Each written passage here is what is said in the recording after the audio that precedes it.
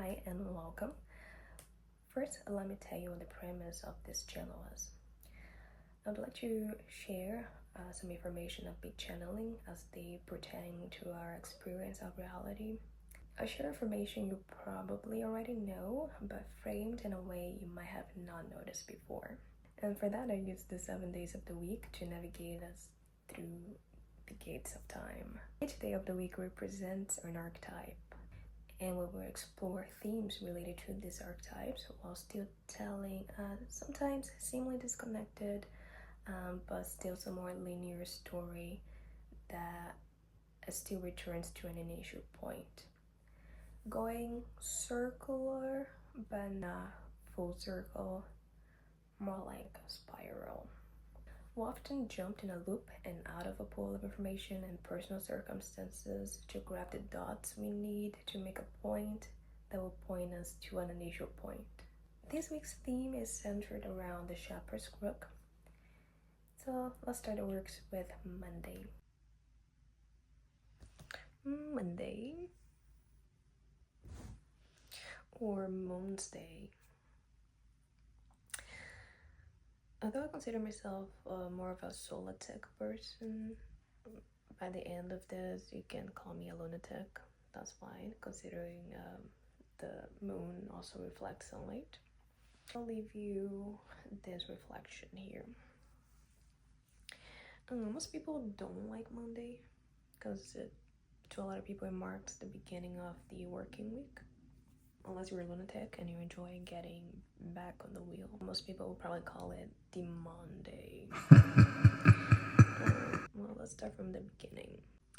And the beginning will take us to the beginning of the alphabet, which starts with the letter A. Alpha, in the Greek, alpha comes from the Phoenician aleph, and the Phoenician aleph comes from the ancient Egyptian hieroglyph representing a bull's head. Now from the bull's head, if you go back to our A, you can see that somewhat the shape's still there. So if you turn the A upside down, we get something that kind of looks like a bull's head still. In ancient times, they associated the shape of the bull's horn with the crescent moon. So hold that and we'll go back to that at some point. Now I want to go back to Aleph, and Aleph means cattle. Aleph starts with the letter A, which we already know relates to a bull's head, and then the second letter is L. So if you take a look at the letter L, and our L comes from the Greek lambda, which in turn comes from the Phoenician lamet, which comes from an Egyptian hieroglyph representing an ox goad or a shepherd's crook. So if you join those two together, the bull's head with an ox goad, you get something like a cattle keeper. The letter L has a lot of religious connotations. It represents God, and you can see that in religious names such as Manuel, Gabriel, Raphael, and so on, or even names like Elon. The element means God.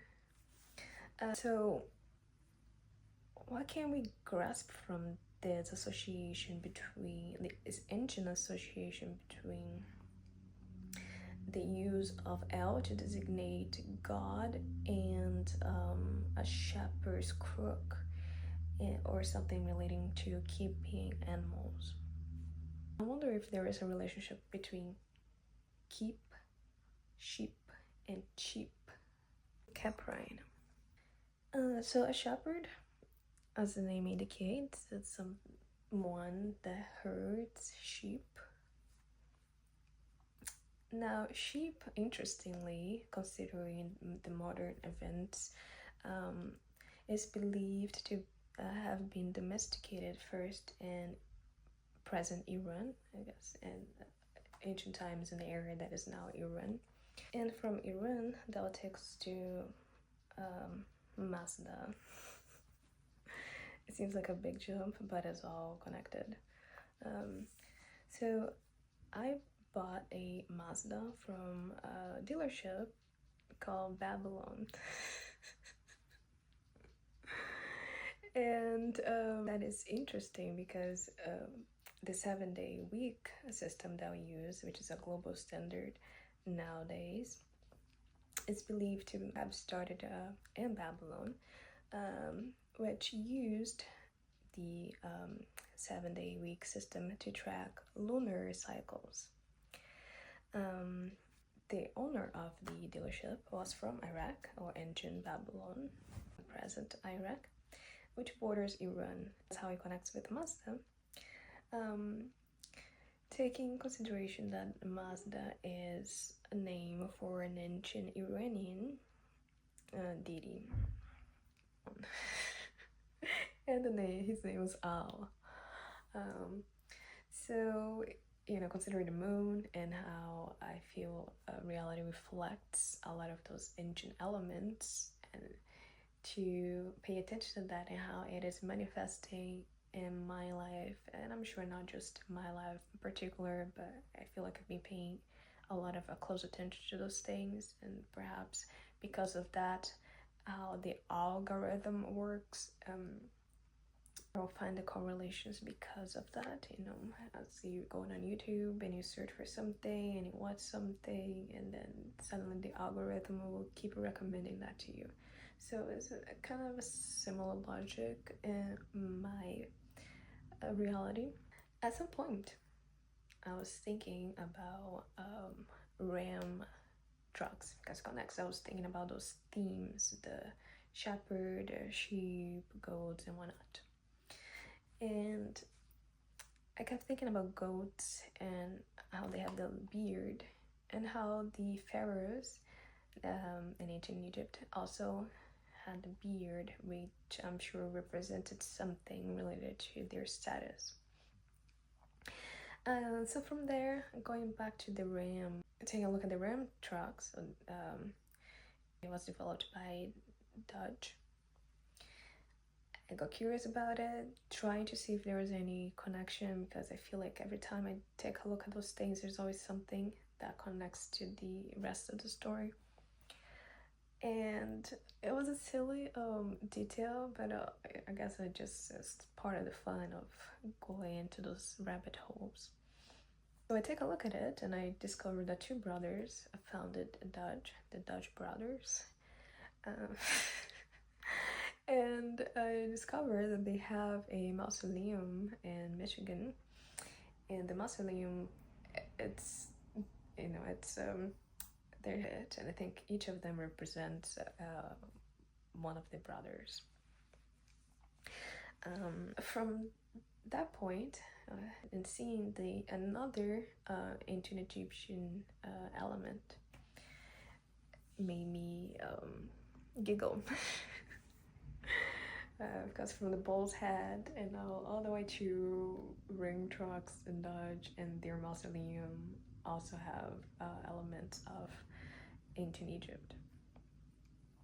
And not only that, but on top of the mausoleum, there is this symbol from ancient Egypt as well, but also it made me realize that there is perhaps a connection with the Mazda god. So if you take a look at the Mazda's depictions, which it's similar to the Ma'at goddess from ancient Egypt. I don't know if there is a connection there, but it seems very likely. And still in Egypt, we have Ramses, which was a pharaoh. And I was thinking about it because of the ram part of its name. So I went to take a look at it. And what it means is, its name means that Ra made him.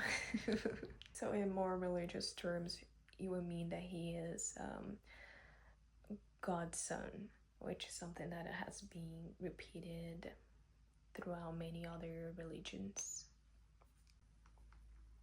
Another interesting, speculative but interesting connection comes from the Germanic runes, which has a lot of elements from the Phoenician alphabet. The first rune is Fehu. Fehu means cattle as well, so you see that the patterns repeat. Fehu has this relationship with cattle and wealth too. Now, if you pay attention how the rune sounds, Fehu, and the word pharaoh, perhaps there is also a relationship there. I'm speculating this, but considering the patterns, it's likely that there is some connection with pharaoh and the rune Fehu, which is super wild. So that was it for this Lunatic Monday. But there's a lot more. Stay plugged and we go around.